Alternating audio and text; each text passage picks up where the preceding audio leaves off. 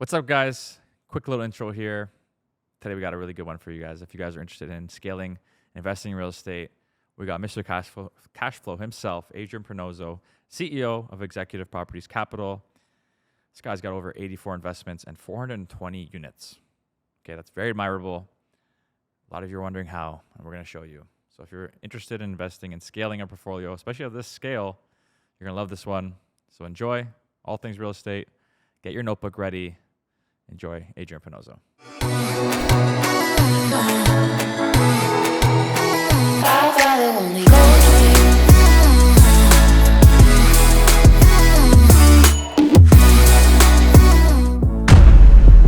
What's up, everybody? Welcome back to another Price to Sell podcast. I'm your host, Matt Campoli.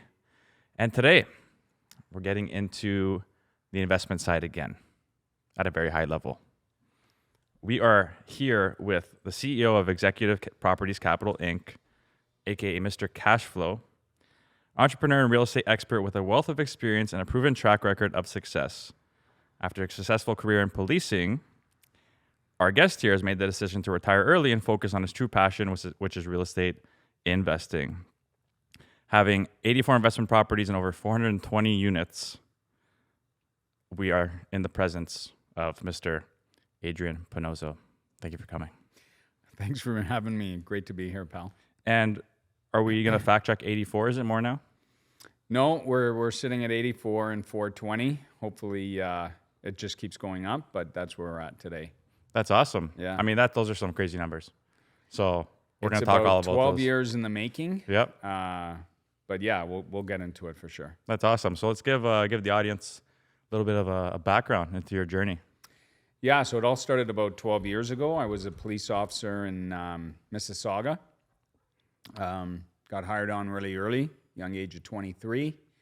And I was on the streets, on the beat, so to speak. And it was probably around 10 years into my career, I was thinking, what do I want to do when I retire and I'm going to be on a pension and a reduced income?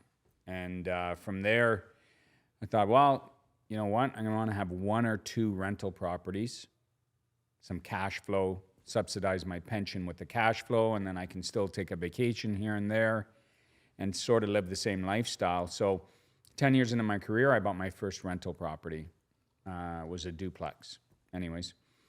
And I started with a line of credit. We didn't have any money in the bank. All my wife and I had was equity in our home. That was it. So I think we leveraged, I want to say it was around $200,000 on a home equity line of credit. And we used that to purchase our first 3 rental properties. Again, leveraged everything we had, used that. Property 1, purchase out of that $200K. Property 2, property 3. Out of the same 200. Out of the same 200. And again, this is 12 years ago. Yeah. Prices were a lot different. For sure. And we centered around the city of Hamilton. And, we were buying stuff back then, 350, multifamily, triplexes and fourplexes, so to speak. And things went really well. And we started to make a name for ourselves and a reputation in that market center. And then we started a joint venture with other investors who wanted to purchase real estate together.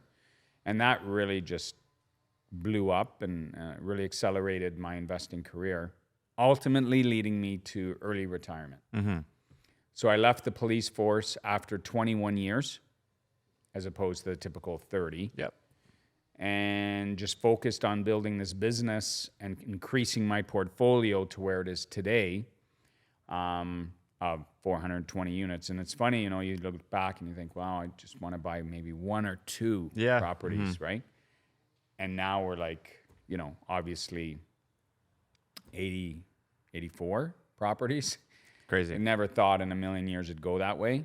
And we started, after I retired, again, it just kind of kept going up and up. And then we started our own property management company to facilitate all the services for all these units. Yeah.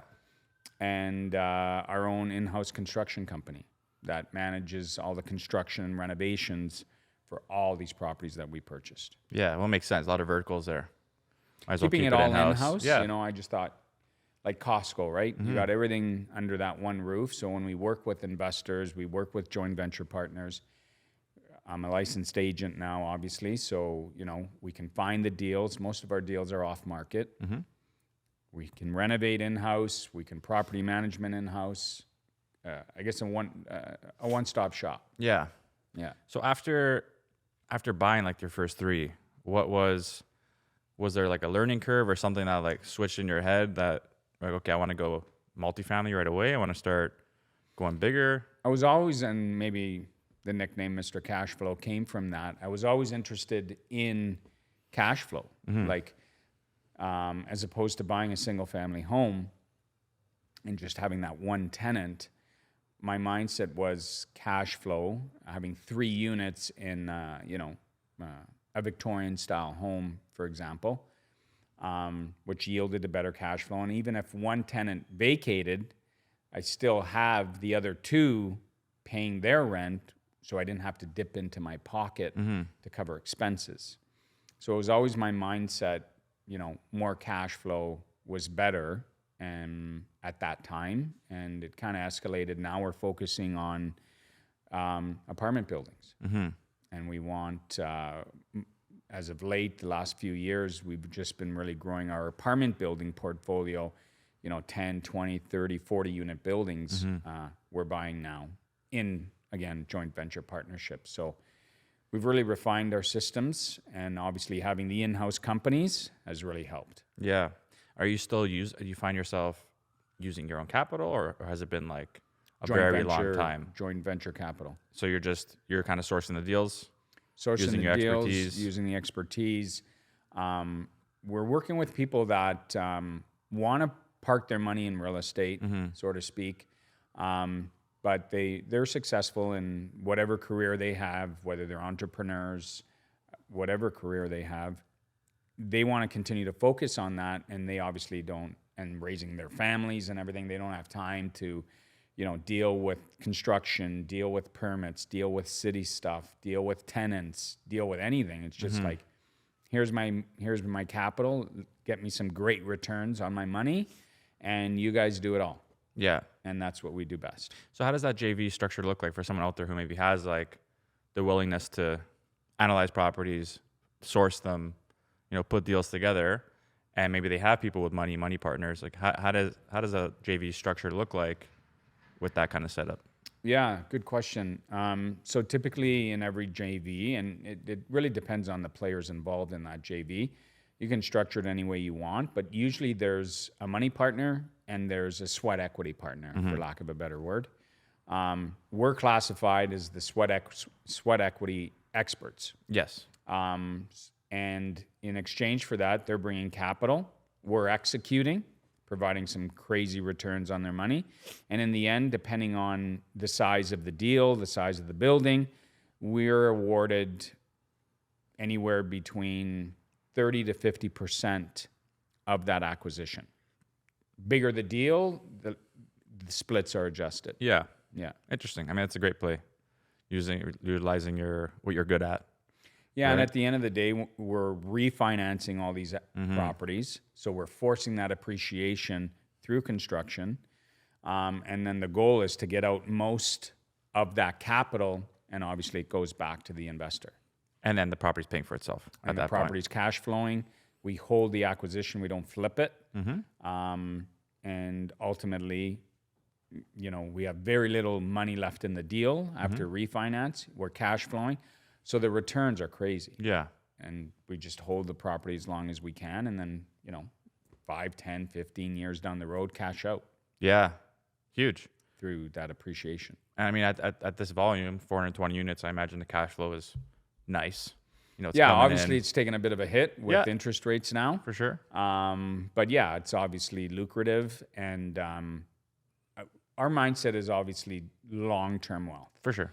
You know, the longer we can hold, we all know the longer you keep your money in real estate, it's just going to continue to grow and grow. There's going to be some dips along the way, but long-term wealth, generational wealth, obviously here's a little bit of a dip in the market with rates the way they are today, but hold that property for another 10 years, you're going to win. Hello there, my fellow real estate enthusiasts. Today's episode is brought to you by the one and only Warrior Law, the law firm that's the best in the biz when it comes to closing deals. These guys are not your grandmother's law firm. They complete same-day status certificates and purchase agreement reviews so you can put in your offers without a care in the world. Plus, they're digital, so you can have virtual closings across Ontario. Talk about fancy. And get this, they're available 7 days a week. That's right, no rest for the wicked. They even speak over 8 languages, so there's no excuse for any lost in translation drama. Warrior Law works hand in hand with real estate agents and mortgage brokers, so you know they're the real deal. They'll make sure your transactions are smooth and work around the schedule to get those closing docs when you need them. So, if you're looking for a law firm that's not only exceptional, but also makes closing deals look like a piece of cake, Warrior Law is your go-to. Check out the description in the episode to learn more. You're For sure. gonna win. And if like what are you looking for? What are you looking for in an investment when you're buying? So now you're 12 years in. I'm sure you have it all ironed out. Your processes, right? As everybody knows, it's all about the numbers. It's all about, for me, it's the numbers and the exit. What does the exit look like? So if we buy this and we put in all this capital to renovate it, obviously we're buying distressed value add properties. You're burying everything essentially. We're burying everything. Okay. What's the exit look like? And if the exit looks like we're going to leave a ton of capital in the deal, not interested. I want something that has a lot of appreciation value, because I want that exit to show me, and again, these are calculated projections based on 12 years experience and being very successful with that. But yeah, I don't want to leave a lot of money in the deal. And neither do our investors. We want to pull 85, 90% of capital, 100% of capital out. Yeah. And then just rinse and repeat. And that's how you build a portfolio of, 420 doors. Yeah. And when it comes to financing, have there been hurdles? Like what's the type of financing you guys are taking on? Good question. So residential financing is much harder to qualify for than commercial. Obviously, when you're buying apartment buildings and bigger buildings, the commercial lending is much easier. It's really goes to the building. What does the building produce now? What's the net operating income now? And based on that, your loan to value may be less, but not your typical 80%. But on the flip side, then they calculate, okay, what's the NOI of the building projected on the after repair? And based on that, so essentially the building's qualifying for the loan, not the individual. Okay. With commercial lending. When you're going out buying residential properties, it's Matthew qualifying for the loan. Yeah. What's your debt service? What's your income? Do you lease a $200,000 car and all that kind of stuff, which obviously plays a factor. You could have 100 different apartment buildings in 100 different corporations. The building's qualifying for the loan, not Matthew. Yeah. So commercial lending, to recap, much easier than residential financing. Agreed. And when you start off with those 3 properties. Those are all residential. Residential. Yeah. When did you pivot to commercial? So basic rule of thumb, 4 units and under is residential. 5 units and above is commercial. We've always pivoted, or we've always dabbled in the commercial, right from probably 5 years ago. And we've continued to dabble more and more, especially now with rates. Commercial rates are cheaper than residential rates. Like, we're getting CMHC commercial financing for the mid-4s. Wow. Right now on a CMHC loan after the refinance. I mean, right now residential rates for rental properties, you're probably mid-6s. Yep. Give or take. So, yeah, commercial lending, commercial transactions are looking more and more attractive, especially in this environment with the rates are today. Yeah. And what made Hamilton your choice? And you're still operating majority in Hamilton, or are you in other areas now too? Yeah, we're definitely Hamilton, Welland, Niagara, geographical areas. But Hamilton's always been our bread and butter. just the numbers work so well out there, and cash flow in comparison, obviously, to York Region, Toronto. Yeah. It just, your money goes a lot further. Yeah. We got great tenants. Hamilton has really turned the corner and rejuvenated over the, I've been investing there 12 years, but it's really, really turned the corner in that 12 years. It's a great place to invest. Any specific areas of Hamilton? A lot of our stuff is right in the core of downtown. We have some properties on the Hamilton Mountain, but the majority of our portfolio is downtown, where you have the apartment buildings, the triplexes, the fourplexes, and there's a lot of opportunity in that area. Yeah. Yeah. So when you're at a scale like you're at, 420 units, it's a lot. A lot of tenants.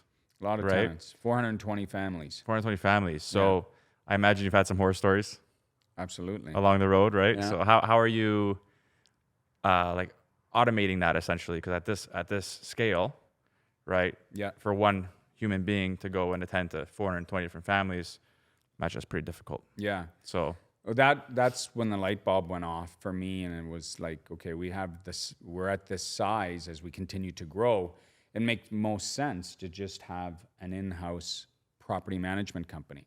When I first started, I was doing it all on my own. I was dealing with tenants, I was dealing with the toilets and the leaky taps and all that stuff, screening my own tenants, doing everything. And then ultimately, when we grew to the size we continued to grow, it was like, okay, I can't do this anymore.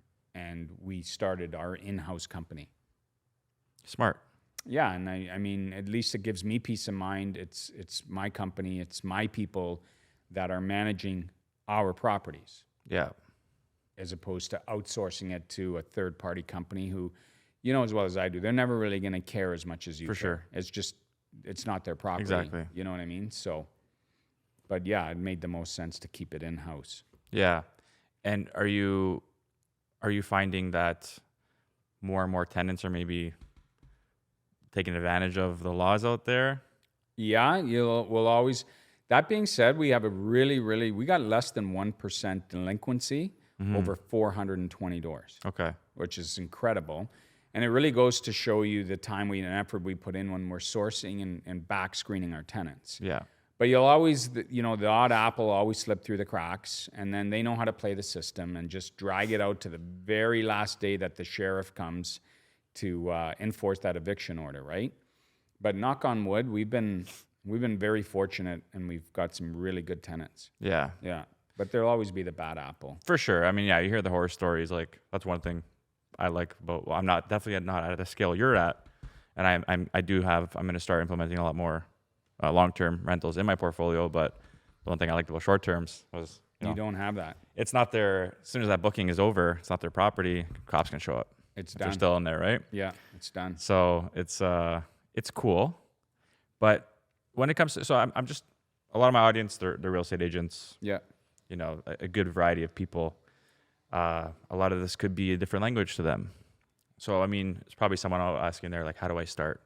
How do you let's kind of take them through you looking for a deal, right? Because you say you find a lot of stuff off market, right? Mm-hmm. So how does that start?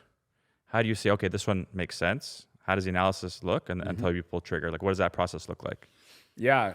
It really starts off with us sourcing the deal. And obviously, I've been in the game a while, so I'm confident in running my numbers. Do you have performas already built out, or kind of just plug and play? Plug and play, exactly. Yeah. So I'll plug and play in the numbers. If they look attractive to me, I'll pitch them to whomever, whether they want a joint venture, whether they just say, hey, I don't want to partner on anything. I just want you to find me something and show me the numbers. We can do that as well. And just step by step. On this piece right here, what do you show them? Like a percentage return, annual returns? How does it? Is it Our goal is to show them after stabilization of the acquisition and renovations are complete. Our goal is to show them very little to no money's left in the deal. For the simple fact, they want to rinse and repeat their capital, right? They want to take that capital and rinse and repeat it 5 times and add 5 more properties to their portfolio because they're able to refinance it and pull that equity out. Mm-hmm. So that's what a lot of times, as long as we're in the green with cash flow and we've been able to pull out, even if cash flow is only $200 a month, but we're able to get out all that capital on a refi, it's infinite return because you don't have any money left in the deal. Plus you're cash flowing. Plus you have debt pay down. So the tenants are paying down your mortgage, your principal. So there's plus.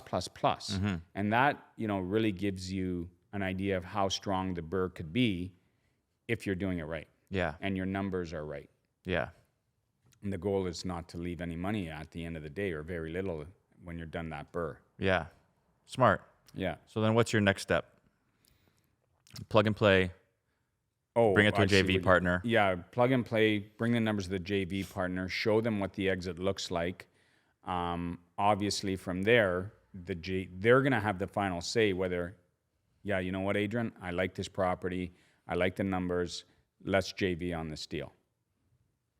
And again, it's all about the numbers. Obviously, when you're scaling to 420 doors, I'd like to say I have a lot of experience in that area where, a lot of JVs have put their trust in us. Yeah. And we've delivered. At the end of the day, we've delivered those returns. And when you guys are imagining it's commercial, so what's the down payment like? You can get an 80% loan to value on the down. You could get a 7. It really depends on the lender. Are we going to bridge that? Are we going to take that 70 and then bridge a different mortgage in it to get us to 80? Yeah, we could do that as well. It just depends on, and again, it's case by case, and I get that all the time. How about this and how about that? It's case by case. Yeah. They're looking at the property, they're looking at the location, they're looking at what the debt the property can manage, what's the rental income on the property, like all those things are going to play a factor. So, and then how are you securing these under market value? Made some really good relationships over the last couple of years with different wholesalers, and now we're on their list. So I'm getting deals coming across my desk twice a week. Nice. Obviously, they're not all good deals. There's some deals that are great. There's some deals that are not so good. Our latest, greatest one, we got it puts you a smile on your face when you got this for under market, right? If this had hit the MLS or TREB, this would be selling for $150,000 more. Wow, that much. Do you know what I mean? Yeah. Easy. So that was a good day at the office. Yeah. But yeah, those relationships that took me 12 years to build, yeah, they're starting to pay off. Yeah, and I guess the relationships become automated too, right? Yeah. So you have your main points of contact. It's like, all right, I need this now, this person. And this. if you can close and you're not kicking tires and you close deals, and those wholesalers are gonna bring you more because hey, Matthew doesn't mess around. He's he's gonna close and all that jazz. Yeah, exactly.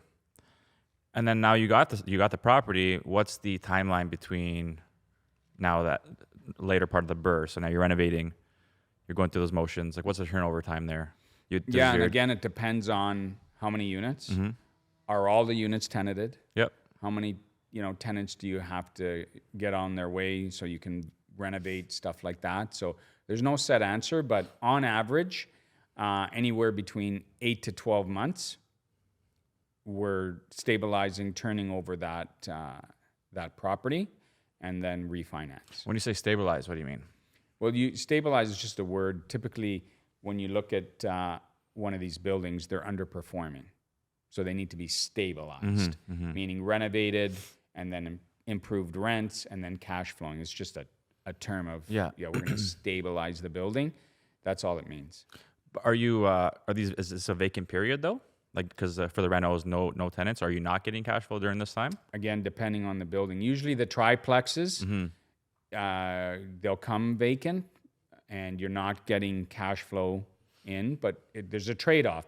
Now you can start your rentals right away, so your holding period's less. Yes. As opposed to, okay, let's say we're buying a 6-unit building, and 5 out of the 6 units are tenanted. Now you got to get those tenants out. Typically, you have to pay them to leave, and then you can start your renos. Yeah. So it's kind of a trade-off, right? But those 5 tenants that are there, they're going to be paying pretty low rents, right? Because the previous owner just never raised the rent or whatever the case may be. So now they're paying under market rents. Again, another word for stabilization, because they're paying under market. But yeah, it's a case by case, really. Okay. Yeah, I mean, imagine if you keep some occupied, renovate some, at least you're getting something, right? And then flip the script. Because they're not always going to come vacant the same day. Yeah. This guy in Unit 2 says he's going to leave next month. The guy in Unit 4 says, okay, I'll be out by September. Yeah. So you're going to offset that as best as you can. Yeah, for sure. Yeah, it's cool. That's cool. And have you explored any other markets? Like, if you would say, like other provinces, maybe even outside of Canada?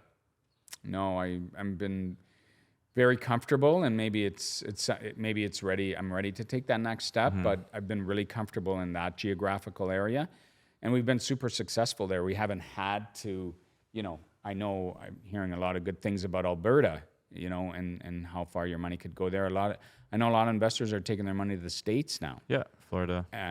I haven't done that yet. Again, we've been crazy successful in where we've been playing right now. Yeah, I mean, if it ain't broke, don't fix it. Yeah. Right? Yeah. Yeah, I'm hearing lots about like Nova Scotia. Yeah. I just bought in Florida. A lot of big money going down to Florida. Landlord-tenant rules a lot lighter over there. Oof, a lot better. Not paying, See you cops later. at the door. Yeah. Yeah. Imagine that. Yeah. Probably make your life a little easier. That's what we need here. Can you imagine?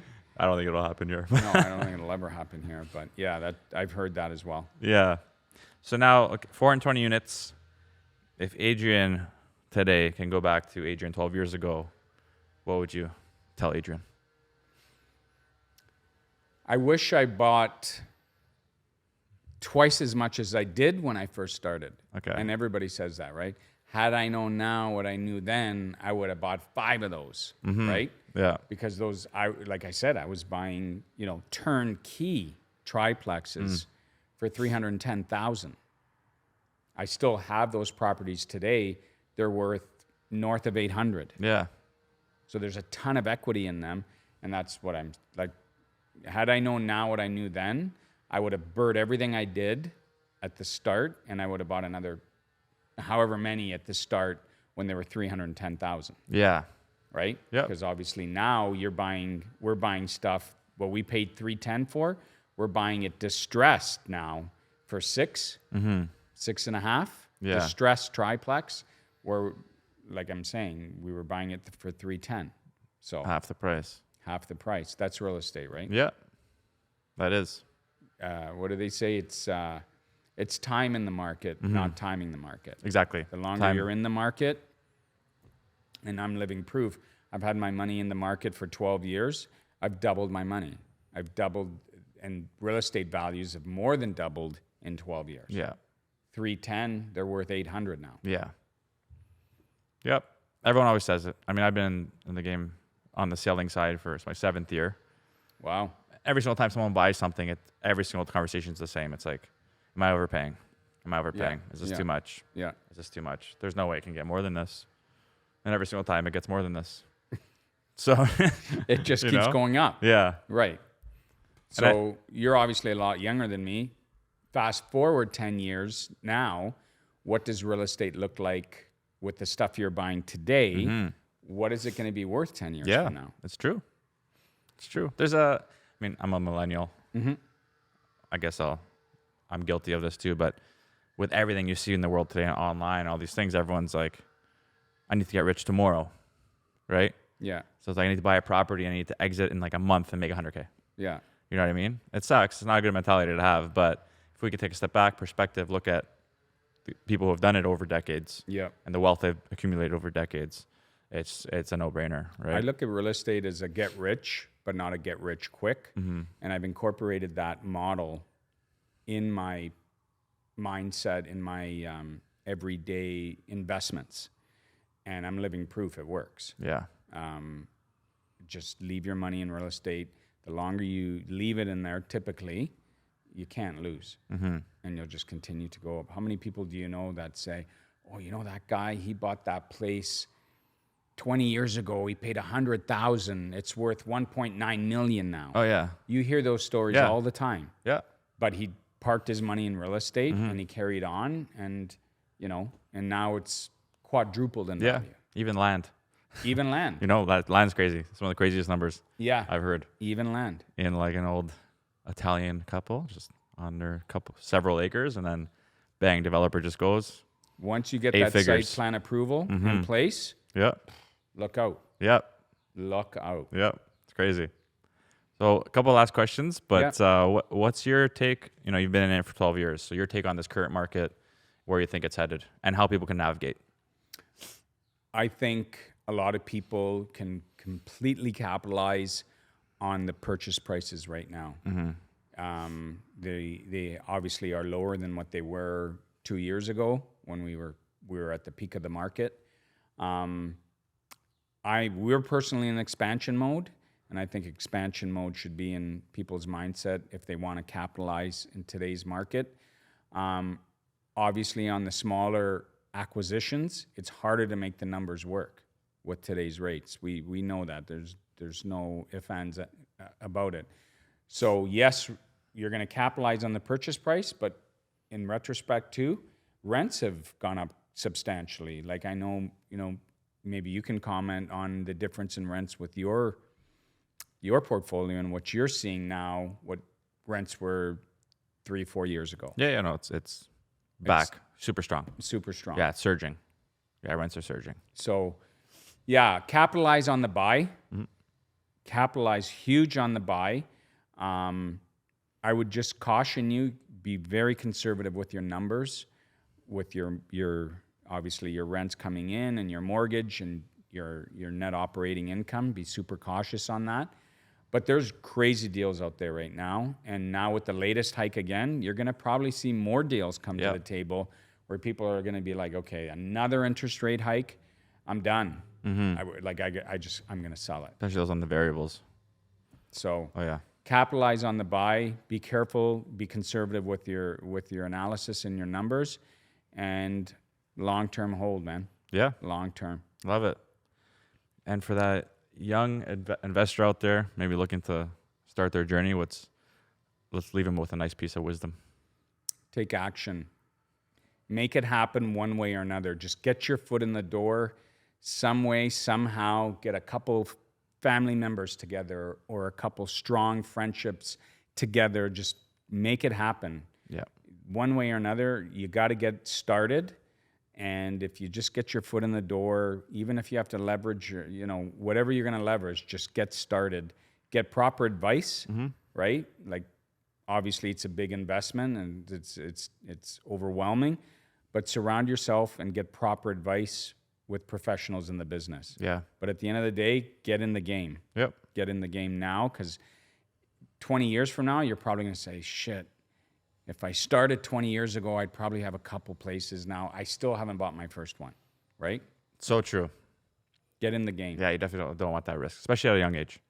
Take the chance. Get in the game. Agreed. If you're so young, you can bounce back if it sure. really goes sideways.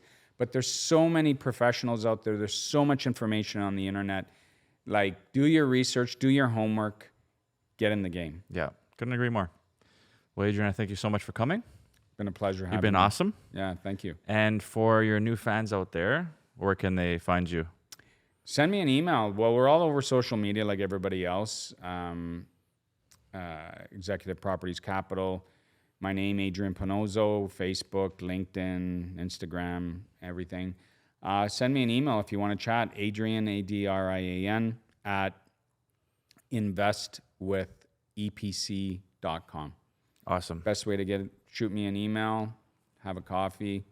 I reply to all emails, maybe not the same minute, but definitely within 24 hours. And yeah, take it from there. Awesome. Well, we're going to put your links everywhere. Yeah. Wherever they belong. Yeah. On all of our things. Yeah. And thank you again for coming, man. It was very, very valuable. I'm sure a lot of good takeaways. I got a lot of good takeaways. And you and I are going to chat after this. Awesome. But to everyone out there, thank you so much for always tuning in. Please don't forget to subscribe to all of our stuff and share with all your friends, families, and uncle. And we'll see you on the next one. Peace. Cheers.